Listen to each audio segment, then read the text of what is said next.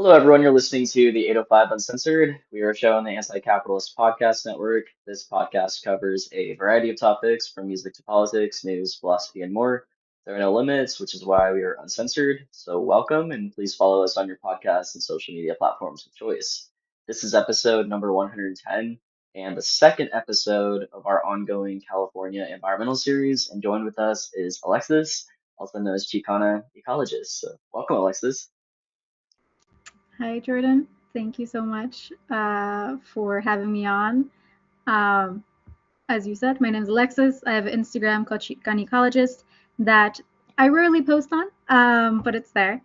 I am an environmental scientist born and raised in Oxnard. My family's been in Oxnard for like 5 generations. So we have 4 generations of campesinos and then me. And I am currently doing a master's project on the water resources of Oxnard. So this has been my special interest for the past few years. Wonderful. Well, thanks again for being here. Really looking forward to talking to you. Also, just for the listeners, she has been on a previous episode. She was on our panel about climate change that I did a number of months ago, but she was an awesome guest on that panel. So definitely check that out. So before we dive into the main interview, I'll do just a brief introduction of Oxnard.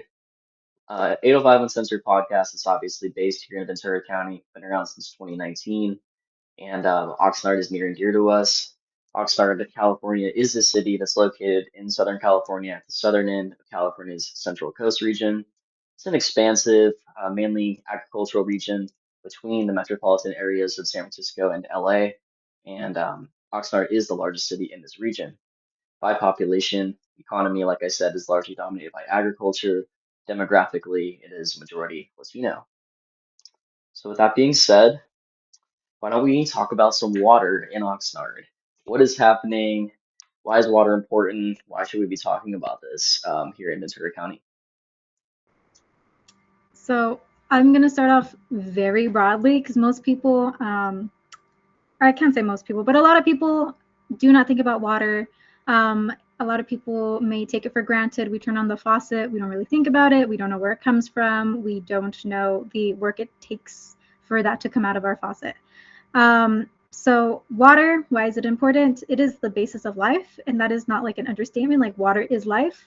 There is no life possible without water. That is human due to, us needing to drink, us needing to eat, us needing to grow our crops, hygiene, etc. But it is the basis of life for all ecosystems in the water and on the land. It's also a relative for a lot of indigenous groups, and a lot of indigenous groups consider water as sacred. So since it is the basis of life, since a lot of folks consider this entity sacred, I feel like more people should be like thinking about it and talking about it.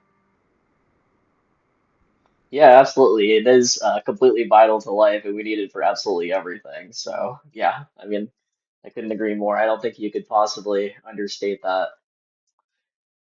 Where does Oxnard get its water from? What should people know about the origins of the water?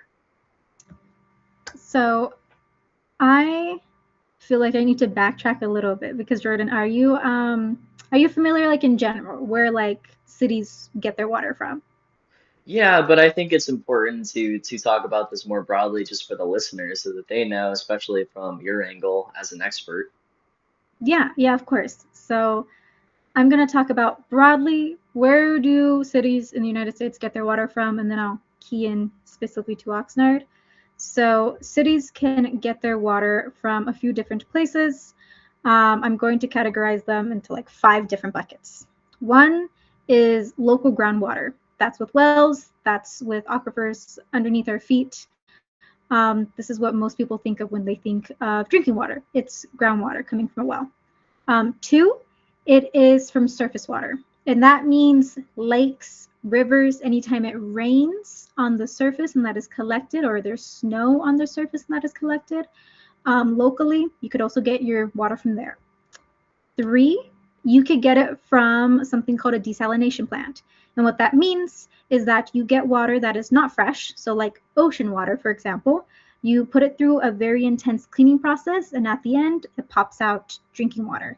Not a lot of places do that because number one, it's expensive, and number two, there is waste associated with it. So all the salt that was taken out, there's more than just salt. There's like debris, there's sediments, there's pathogens. Um, all those types of, sorry, I got distracted by your question. Um, all of that needs to be disposed of. So not a lot of folks or not a lot of cities go towards desalination. Jordan, you put in the chat Carlsbad. I'm not familiar. Does Carlsbad have a desalination plant? Yeah, I know Carlsbad has one of the desals. There might be one other one in the state, but I know for a fact that they have one there in San Diego County. Oh, I didn't know that. Yeah. But it's like it's not common. Like one to two in the state, definitely not common. We have a lot of coastline, not a lot of desalination plants. Um, and the fourth way that you could get your water is through something called recycling water. So basically, when we use our water before it goes out back into the environment, you need to clean it up. You need to clean up the wastewater. And instead of cleaning it up to a very what we call like non-potable status, meaning that you take out any sewage, you take out anything physical, you take out any dyes, any antibiotics that are in the water. Instead of just releasing that back into the environment, in this case, it would be like the Santa Clara River, you reclaim that and you clean it up a little bit more so that folks can reuse it. So locally, Ventura has a water reclamation plant that is very new, and folks are really excited about that so that we could recycle water and use it for different things. Um, and the last way, since I said that there's 5 ways, the last way that you could get your water is by not using local resources at all. It's by buying it and piping it from wherever there's water. And this is partially what happens in California. So California has something called the State Water Project, where we pump water from Northern California, where there's much more water, much more snowpack, and we pump it all the way down through the Central Valley to Southern California, where there's less precipitation, so just less available water, and more demand just because of population and agriculture. And California also gets part of their water that they buy from the Colorado River. There's a whole issue with that because the Colorado, something called the Colorado River Compact. It is an agreement between all these states that get water from the Colorado River. But the issues are that they didn't take into account indigenous peoples or all the tribes that also needed water. And they also overuse the Colorado River, to say it simply.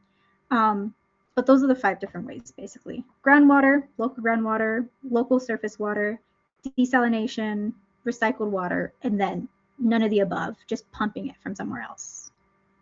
Perfect. Really appreciate the breakdown, all that. I thought of a number of things when you're talking about all that. So, like, Yeah, most go for it. notably, the decades long, and probably you could even say over a century long, water wars between Northern California and Southern California. That is something that I studied pretty extensively in one of my classes in college, Geography of California.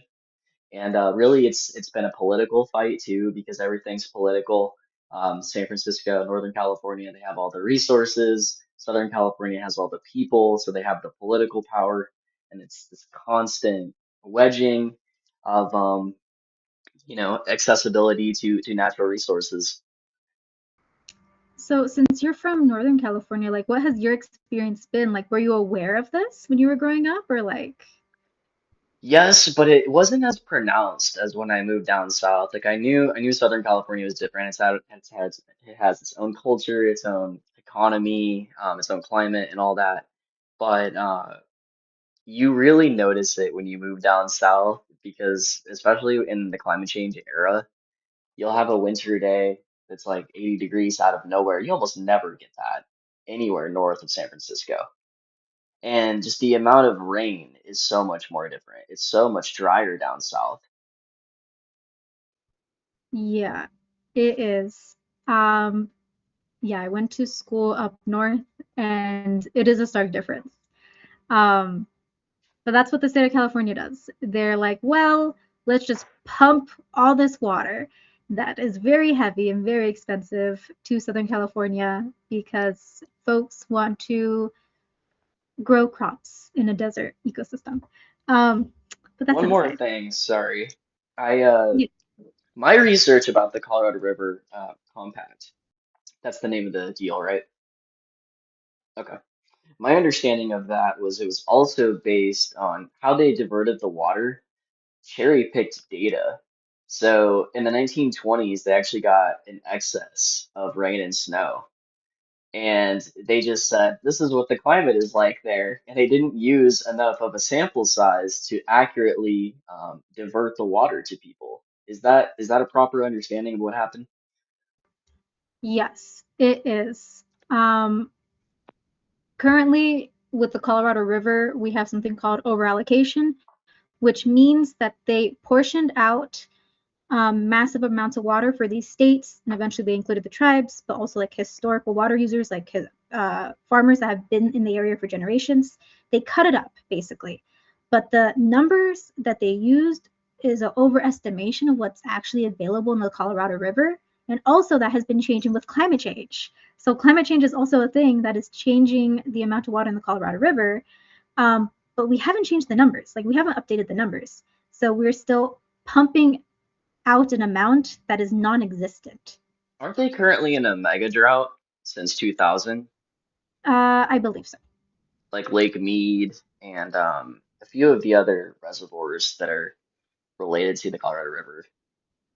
Yeah, It's yeah, I mean, it makes a lot of sense, right? Like on paper, a place like Las Vegas and Phoenix doesn't make sense to exist. To have millions of people in those areas, for Los no, it, Angeles to have the population that it has. You of course know all about William Mulholland, and that was something that was fascinating for me to learn about the just the arrogance, really. Building the California aqueduct and just saying like, here's the water, take it, it's unlimited. yes, it is absurd how we treat water as like a commodity to be like sold and bought and extracted and just assume that it's gonna rain again. Well, like nobody could have, well, folks did foresee climate change, but at least like in the 20s, folks were not talking about it. Um, but this is why I'm so interested in the ways that we talk about water. Um, because for my graduate project, I am looking at what relationship do we have with water and how does that affect how we interact with it?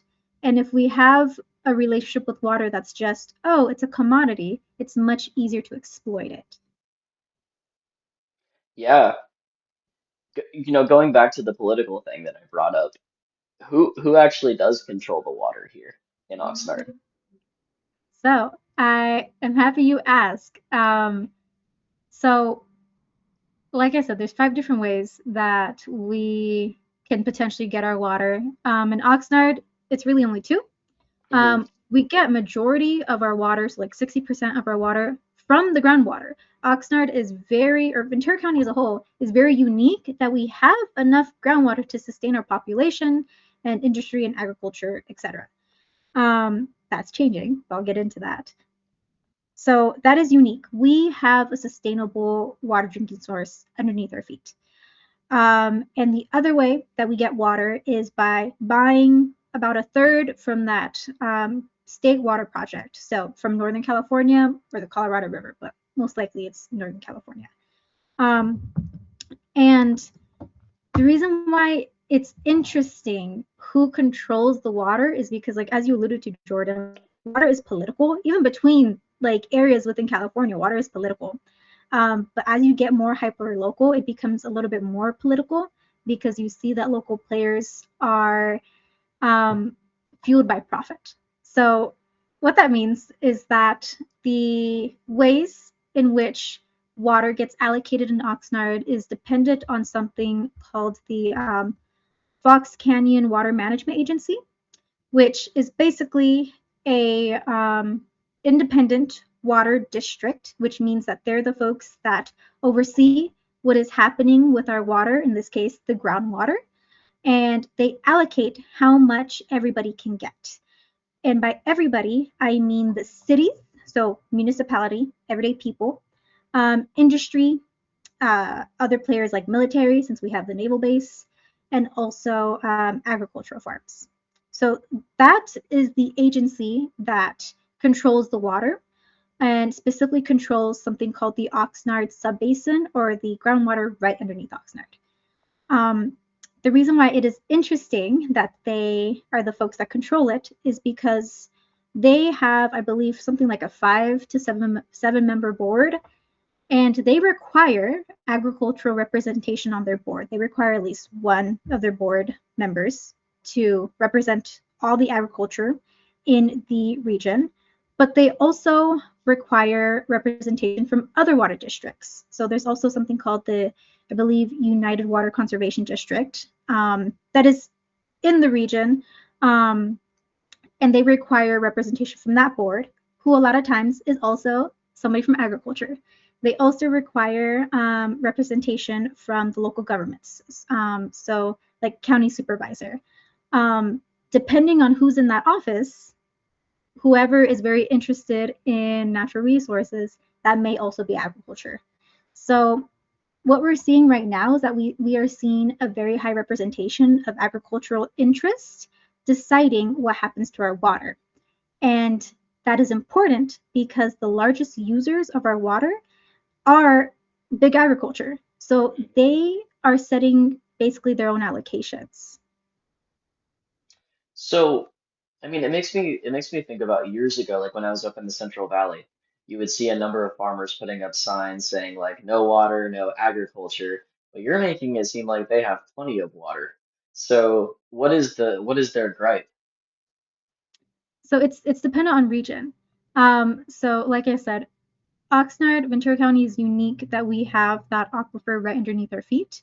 Hmm. Um, and the gripe is always, hey, for the past few decades, water has been scarce. And that is always a high concern because people need water to live, but also they need water in order to make money, in order to grow their products, to grow their agricultural products. And at least in Oxnard, agricultural farmers use like 60% of the water um, annually.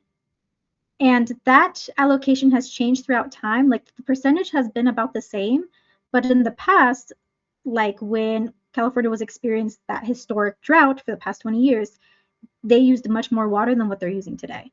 Um, so I'm not sure what the gripe is in the Central Valley, but at least locally in Ventura County, or more specifically in Oxnard, farmers are the biggest users of water, and they have very large influence over what happens to the water. So on that topic, how can regular people like us get more involved in what's happening with our water in terms of like making political decisions and also really having a broader understanding of the factors that go into water quality control? So, what can everyday people do? That is a good question. So, there's a few different issues with our water right now, and farmers setting their own allocations. It is like a conflict of interest, um, but they are using so much water that it's unsustainable. And they're also polluting groundwater through the use of fertilization, through like excess like nitrates and nitrogen. So what can regular people do that aren't represented on the board? I would be happy if folks were to just like start a conversation of like, hey, where does our water come from? Or hey, like who is sitting on the regional water boards? Because those may be elected positions depending on the type of water board. Or hey, why do we have a bunch of monoculture fields, meaning fields that's all one crop? And is that good for the land and water? Um, I feel like Oxnard is like a gem because a lot of our population has knowledge of how to live sustainably, even though we don't have the power to do so. What I mean by that is that a lot of our population comes from Mexico. A lot of our population identifies as indigenous, or even if they don't, indigenous descent. And that means a lot of people have living memory of being able to grow their own food, being able to hunt, being able to fish, having their own wells. So I would be happy if folks were to ask their families, ask their like grandmas, tias, tios, parents, whatever. Hey, do you remember having to grow your own food? Do you remember having to hunt or fish or even make a well? And the reason why I would love people to start that dialogue is because that knowledge is being lost as Hmm. our folks are getting older, as unfortunately folks are being deported and like priorities change, people are in crisis right now.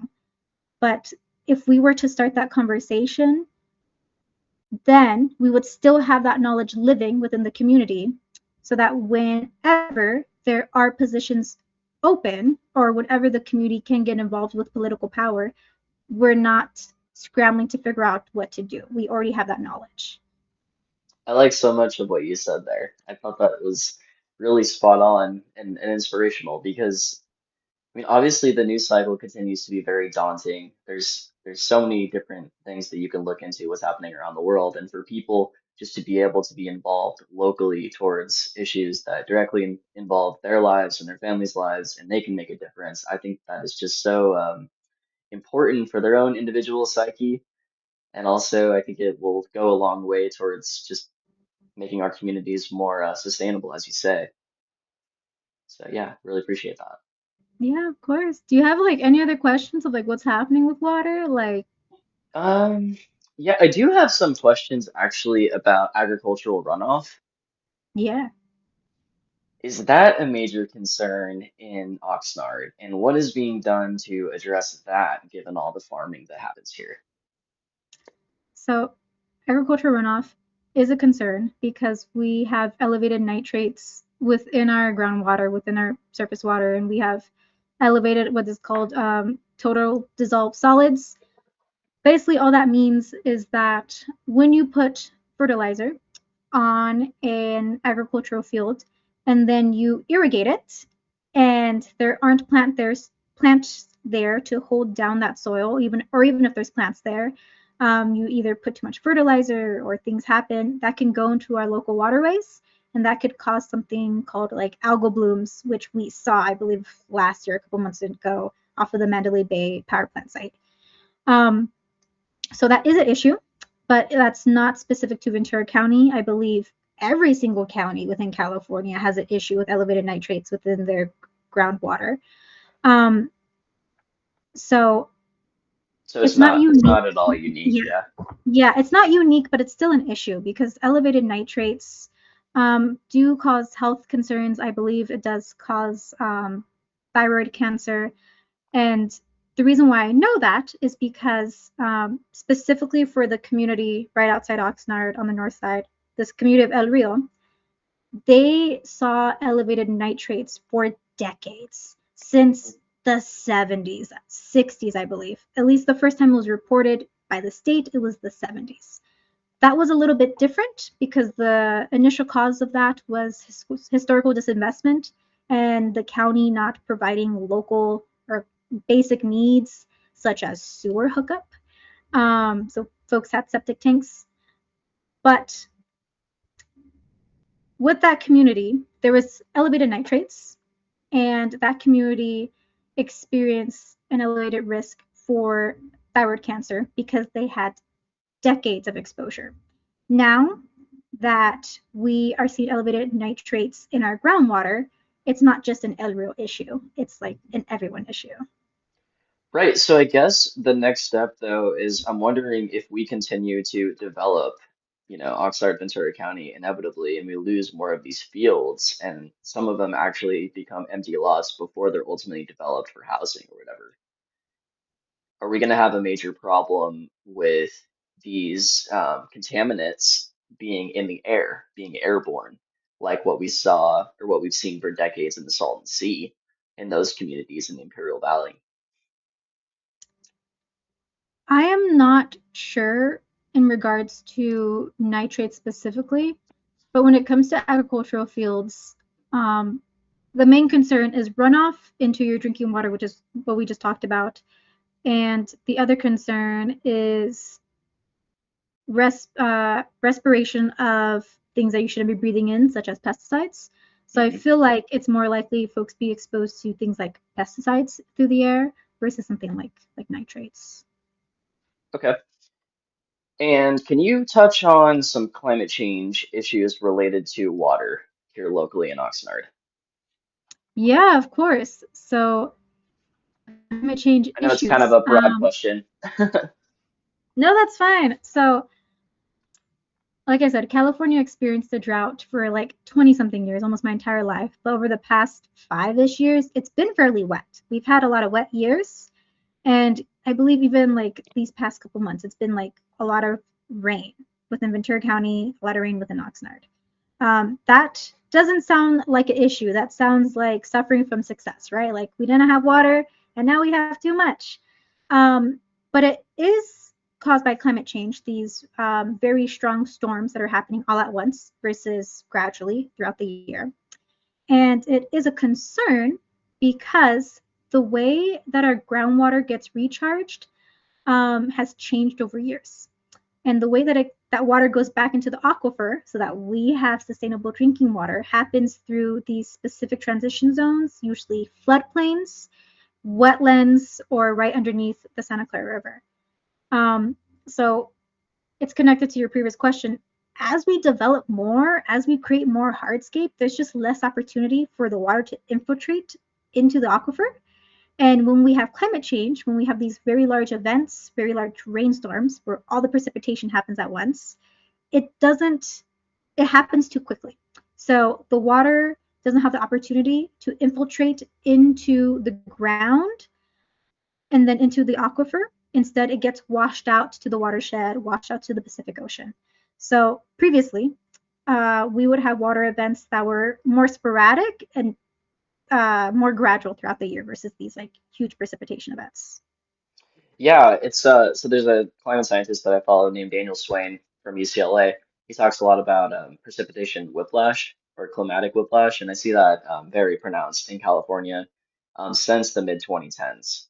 Yeah. Dramatic swings between extreme dry and extreme wet spells, and you just don't really see average precipitation anymore. It's always way above or way below, and obviously it's elevated by different weather patterns like El Nino and La Nina, but with climate change, it's just making things so undeniable. And then we have the wildfire aspect. The farmers breathe Mm-hmm. in the smoke. They don't have the proper PPE.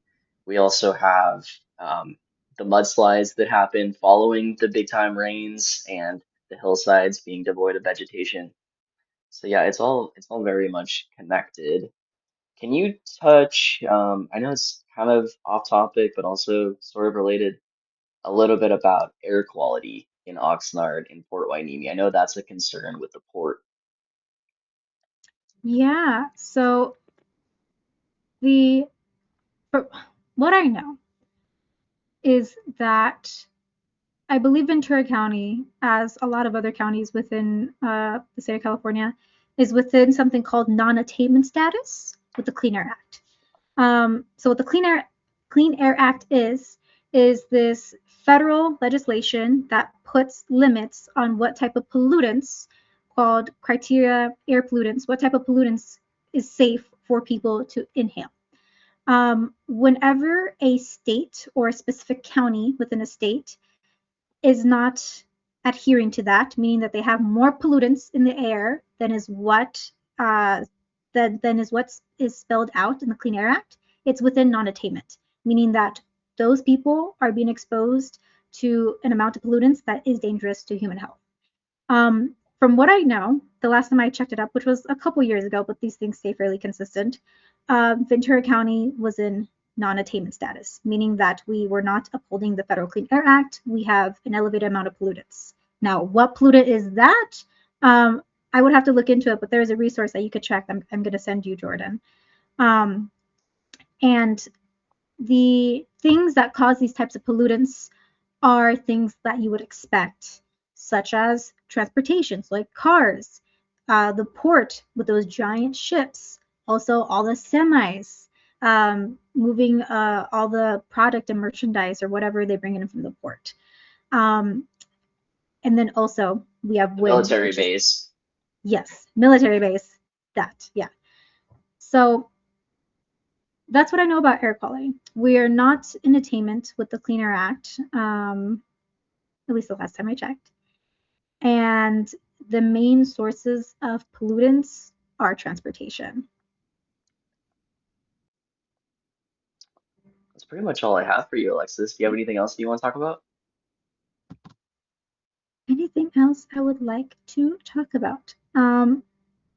I don't want it to be doom and gloom. So I know that there's quite a few like wonderful organizers and organizations that are doing work um, that is not specifically related to groundwater, but does help the groundwater.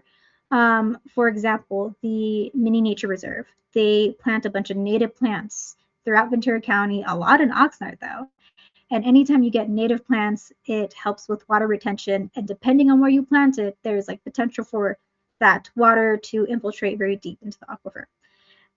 There's also coastal keepers. They do beach cleanups, which is on the beach, but it's all related. This hydrologic system between the Pacific coast, the wetlands along the beach or the dunes, and the rivers that we have, it's all connected. So coastal keepers doing coastal cleanups, CAWS doing coastal cleanups.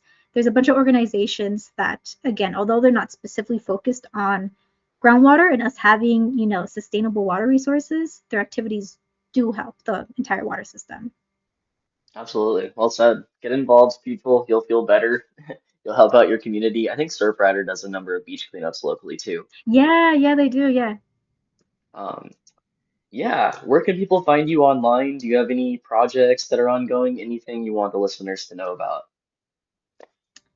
So, as I said at the top, there's an Instagram page called Chicana Ecologist, so Chicana_Ecologist. I do not post there fairly often, but I do have a couple posts about the mountain fire that happened back in 2024 or 2025, I believe, about the climate events that we saw at the end of the year.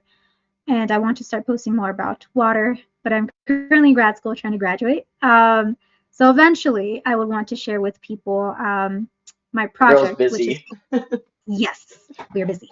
Um, yeah, eventually I would want to share my graduate project with folks, but in a way that is just more accessible to the general public. I have to write it in a specific way so that I can graduate, but the project is on Oxnard, so I do want to share that with like the world. Beautiful. Well, thanks so much, Alexis. Hope you have a great rest of your day and take care. As always, the Thanks for 805 Uncensored is on all the major social media and podcasting platforms. If you have any questions, comments, send us an email, 805uncensored@gmail.com, or you can reach out at our Instagram page at 805 Uncensored Pod. And hope everyone has a good one. Stay safe out there. The revolution is you, and free Palestine. Bye. Bye.